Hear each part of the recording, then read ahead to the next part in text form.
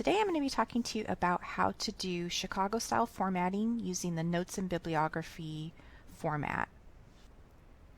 So to follow the format for this particular style, we've created a quick guide that you can use to help reference kind of depending on what kind of source you're using. So this is different from a lot of other formats that you might use, like MLA or APA, like you might use in a lot of your other classes.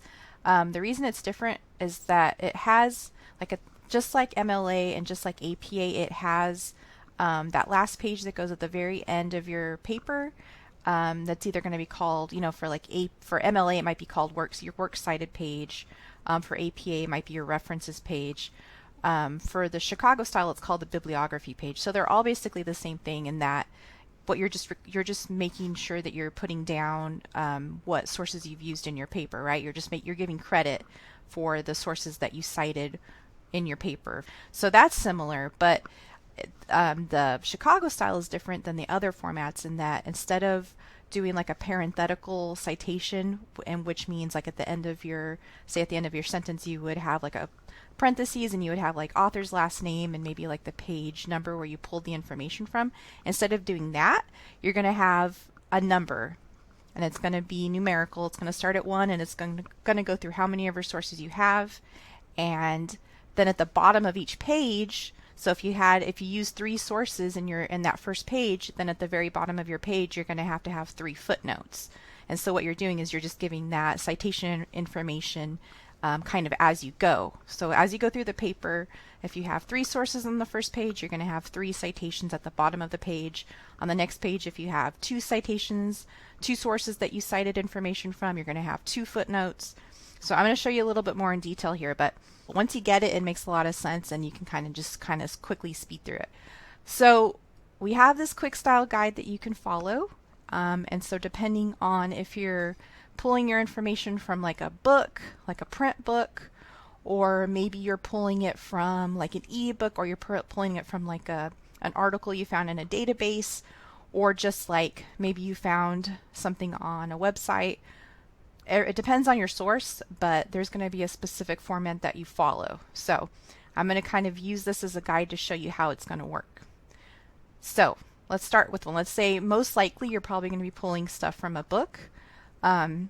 Especially for this assignment, a lot of the primary source documents have kind of been compiled into, maybe John Adams has like a whole book of his like letters that he wrote or something. So you could kind of go through that one book and you could pull out a lot of different sources from that one book.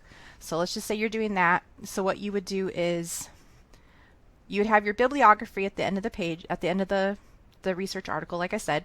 And normally when you do works cited, a references page, or a bibliography page, you're going to put the author of the source. It's going to be last name first, right? So you would have their last name, comma, first name.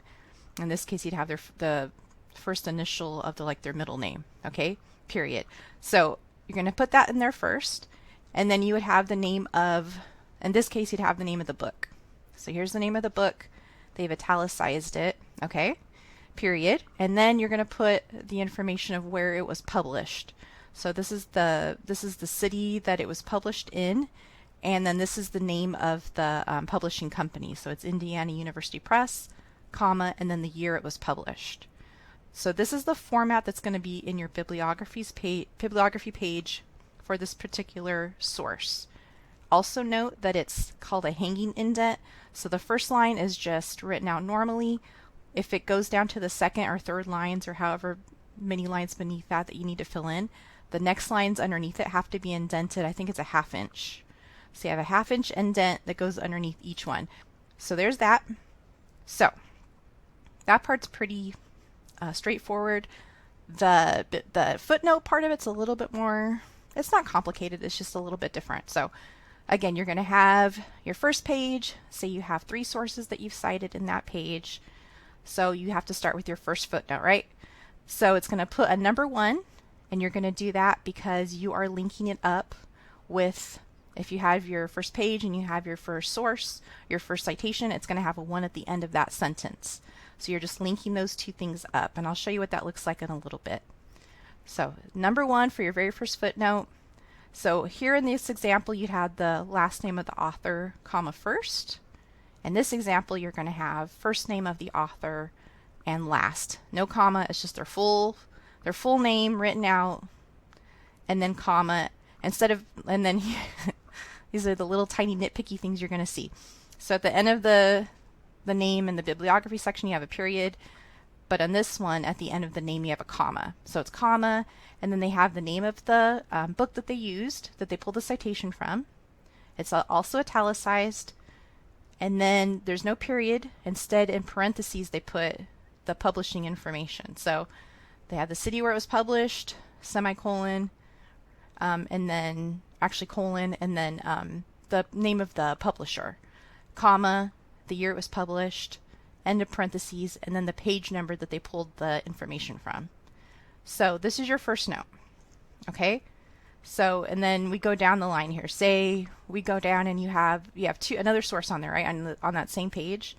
So then your next footnote would be numbered number 2, and then you would put the name of the author, first name last, comma, name of the book or the article or whatever it is, italicized, comma, and then like the publishing information, comma, the date it was published, comma, the page you pulled it from.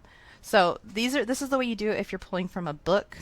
If you're going to be pulling from a newspaper or a website or a journal article, it's going to be a little different. But this is going to show you, this quick guide is going to show you how the format's going to look. So the bibliography, the footnote are going to be very similar for that same source, right? So if your source, like I said, if your source changes, if it changes, your first 3 were from a book, but your last one's from a website, they're going to look a little different, right? But the information provided is going to be very similar. Okay, so there's that. I want to show you really quickly so it makes more sense what the actual paper would look like. So to make it a little bit make a little bit more sense, say here is one page, like the first page of your research paper.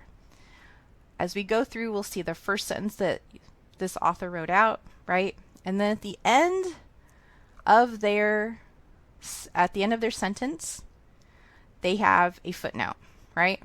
So they don't, instead of putting the parentheses with the author's last name and the page number or the year or whatever that it was written, instead of doing all that, instead they just put a number. So it's a little number up top, and then on this particular page they have 1 and 2. I think they only have 2 sources that they cited on this page. So at the bottom on their footnotes, they just have 2 footnotes, okay?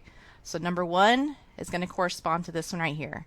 So this is number 1, first name, last name, comma, the title of the book or the article that they're pulling from, italicized. Here's the publishing information in parentheses, the date it was published, and then the page number they're pulling from. And then for number 2, same thing. Pop in number 2 down here, and then they have all the information for that source right here. The difference between this and doing the bibliography page, right, the last page in your research paper, is that this one is indented the opposite way.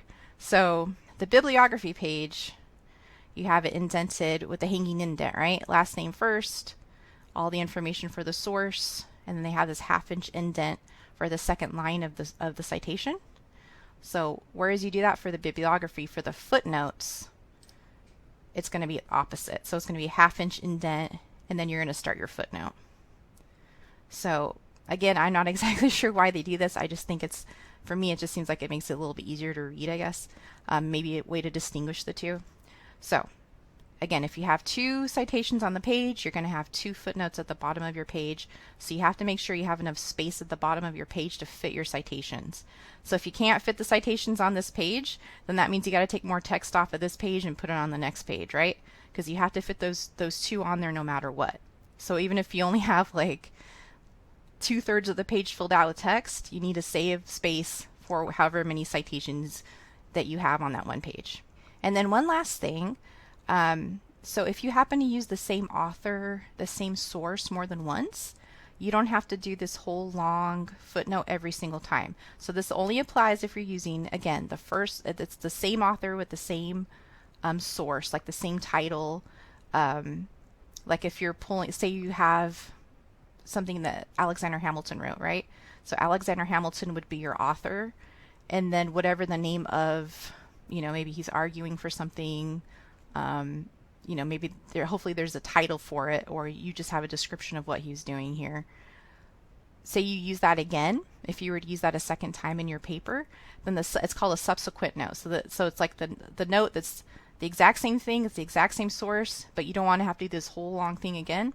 So it's still, it would have just the author's last name, comma, the first name of the title, comma, and then the page you pulled it from. So the page number might be different. It might be 283 or something, but it's the same author and it's the same like letter or lecture or something that you're pulling from, right? Or just some kind of writing that they did. So that's the same. So then you wouldn't have to redo this whole thing all over again. So I hope that makes sense. We have the citation guides at the library. If you need them, you can also find them online. And if you have any questions, please feel free to come into the library and just ask us for help. We're here to help you.